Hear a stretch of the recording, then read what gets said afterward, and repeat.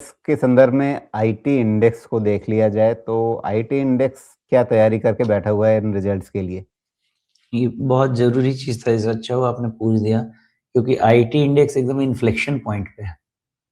Inflection point का मतलब ये है भाई कि अगर इसका क्लोज़ हो गया ना 37,500 के नीचे, तो फिर 1000 पॉइंट से भी ज़्यादा गिर सकता है उसके बाद।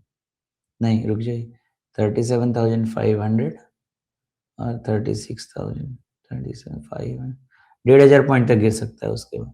तो अब इम्पोर्टेंट ये है आईटी इंडेक्स के लिए कि 37,500 के नीचे क्लोज नहीं हो, ये जो बड़े वाले रिजल्ट्स आ रहे हैं उसके बाद।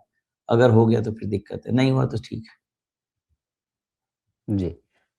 तो एक तो ये बात हो गई कि भई 37,500 के नीचे बंद ना हो। लेकिन दूसरा क्या इन्फ्लेक्शन पॉइंट इस तरह से भी हो सकता है कि अगर मान लीजिए बाज़ार में हमें कुछ नए हफ्ते में अच्छी-अच्छी चीज़ें सुनने को मिल गईं। श्रीमान ट्रंप जी ने जो मतलब वो एक बार इधर एक बार उधर 2 तरह के बयान देते हैं। तो पिछला हफ्ता उन्होंने कोई और कहानी सुनाई, नए हफ्ते में कुछ और गाना गाने लगेंगे, कुछ नया गा लिया और रिजल्ट्स भी अच्छे हो गए। तो क्या ये कप एंड हैंडल टाइप का कुछ बन जाएगा, उसका एक नया ब्रेकआउट हो जाएगा? क्या वो सकारात्मक संभावना आज की तारीख में इतनी चर्चा हमने की उसमें सकारात्मक बातें करना बड़ा मुश्किल हो रहा था। लेकिन इस पैटर्न को देख कर के क्या मैं आपसे पूछ सकता हूँ कि क्या कप एंड हैंडल बन सकता है, उसका ब्रेकआउट हो सकता है? उतना भी नहीं राजू जी, मैं तो यही कहूँगा कि अगर 37,500 के नीचे क्लोज नहीं हो रहा है, मेरा एक लाइन का जवाब होगा, सब चंगा सी, कोई दिक्कत नहीं है। उसके नीचे क्लोज हुआ तो कुछ भी फिर रीअसेस करेंगे। अगर नहीं है क्लोज, आपका सारा ब्रेकआउट होकर सब ऑलरेडी प्लेस में है, कोई कुछ भी खराबी नहीं है यहाँ से। जी।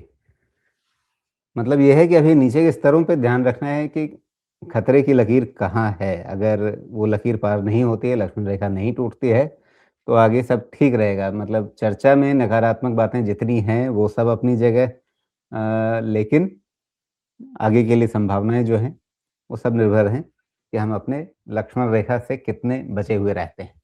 तो अब ये बताइए इसी पॉइंट पे अभी जितने मित्रों के कमेंट्स भी मैं देख रहा हूँ चर्चा में जो आए या लोगों की बातें वैसे सुनने को जो मिल रही है, टीवी पर लोग जो बातें कर रहे हैं, उन सब चर्चाओं में हर तरफ आपको सिर्फ नकारात्मक बातें सुनने को मिल रही हैं। लेकिन अभी एमफी के आंकड़े मैं देख रहा था उसमें एसआईपी कंट्रीब्यूशन 31,000 करोड़ रुपए से ज़्यादा के रिकॉर्ड लेवल पर आया है। तो लोग पैसा लगा रहे हैं, बाज़ार से भाग नहीं रहे हैं। लेकिन बातें काफ़ी नकारात्मक हो रही हैं। इसको कैसे समझा जाए?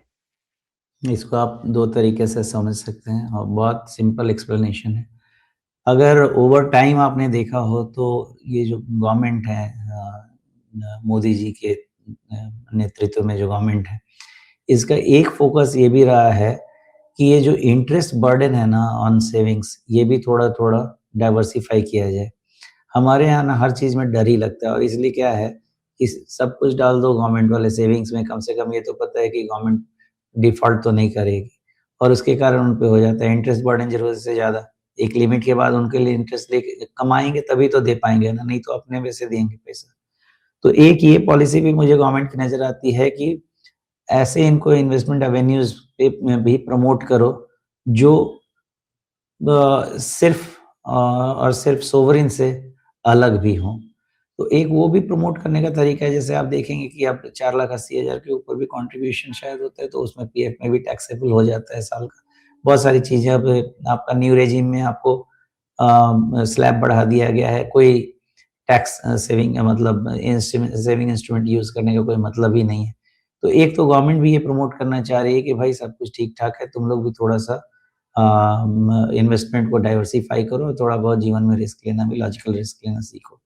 दूसरी चीज़ क्या है कि जैसे-जैसे आपका पर कैपिटा जीडीपी बढ़ेगा, आपको नए इन्वेस्टमेंट एवेन्यूज़ लगेंगे ही लगेंगे, बिकॉज़ कम जो आपके पास एक्जिस्टिंग इंस्ट्रूमेंट हैं, वो आपके इन्वेस्टमेंट के लिए कम पड़ने लगेंगे। Point number 3, over time awareness भी बढ़ी है लोगों की, पहले पता नहीं होता था, ओवर टाइम अवेयरनेस बढ़ी है। पॉइंट नंबर 4, कोविड के बाद पूरा का पूरा कॉन्स्ट्रक्ट ही इन्वेस्टमेंट का चेंज हो गया है। घर बैठे लोगों को इन्वेस्टमेंट करने की आदत हो गई और एक बारी जो लत लग जाती है, ताश खेलने की, जुआ खेलने की, वैसे ही शेयर मार्केट की, फ्यूचर्स एंड ऑप्शंस की लग गई तो लग गई, वापस नहीं जाती, तो ये लग चुकी है और आपके पास डिस्पोजेबल इनकम धीरे-धीरे बढ़ ही रहा है।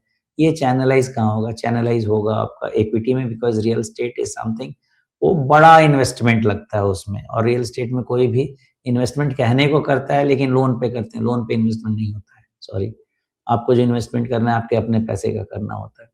तो रिस्क रिस्क एसेट क्लास में एक प्रोमिनेंट एसेट क्लास जो हमारे यहाँ है, वो इक्विटी है, पॉसिबली, जो मुझे दिखता है, जो पिछले 10 साल से आपको पॉजिटिव रिटर्न देता आ रहा है। तो ये एक ऐसा कल्चर बिल्ड हो रहा है अवेयरनेस के थ्रू, थोड़े गवर्नमेंट के पुश के थ्रू भी मैं समझूँगा, अवेयरनेस के थ्रू भी मैं समझूँगा, और जो लोगों की अपनी डिस्पोजेबल इनकम है वो बढ़ने के कारण, ये आपको equity as an asset class में इन्फ्लोज़ बढ़ रहे हैं और आगे भी बढ़ेंगे। Stock market participation, mutual fund participation बढ़ता ही रहेगा।